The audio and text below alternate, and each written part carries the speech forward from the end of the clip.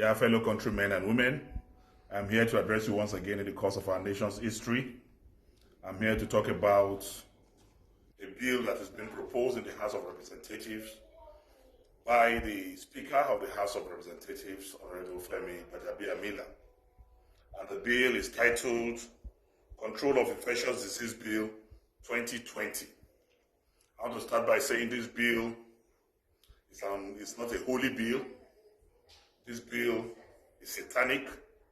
This bill is not Nigeria friendly. This bill is an importation of colonial mentality.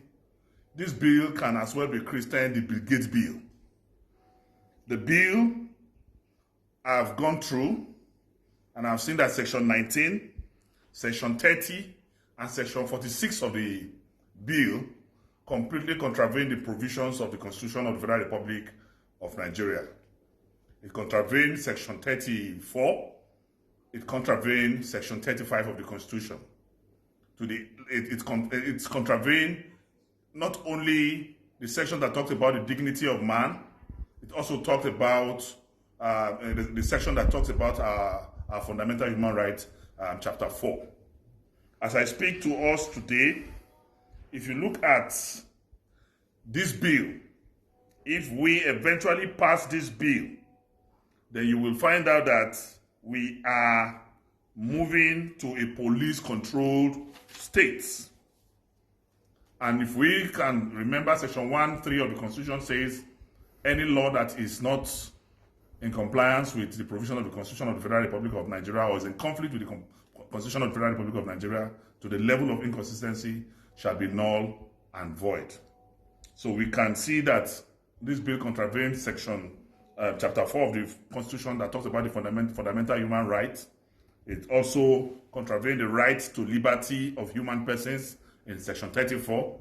It also contravenes the provision of Section 35 that talks about the dignity of human person.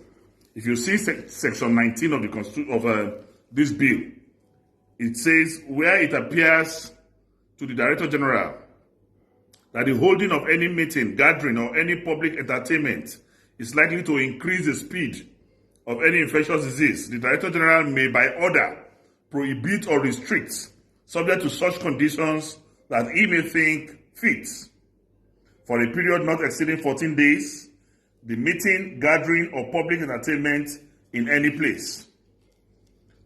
Section 19(2) of the bill says an order under subsection 1 may be renewed by the Director General from time to time for such period not exceeding 14 days, as he may, by written notice, specify.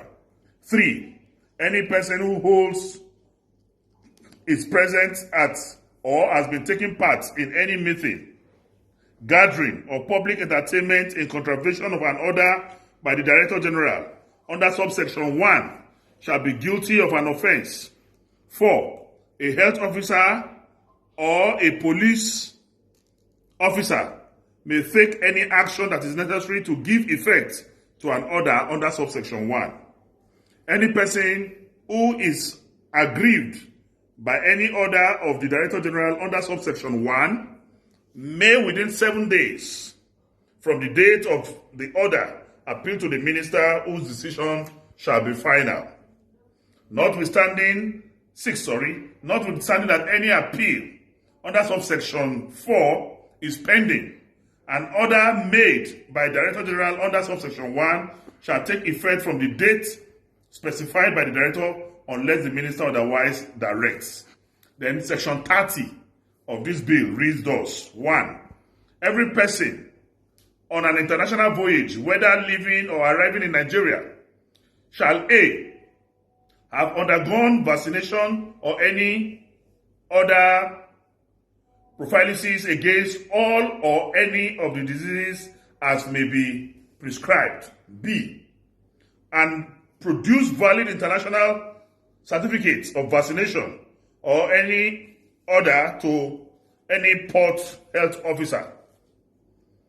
Notwithstanding subsection 1B, a port health officer may require such person to undergo vaccination or other prophylaxis and may subject him to isolation or surveillance for such a period as the port health officer deems fit.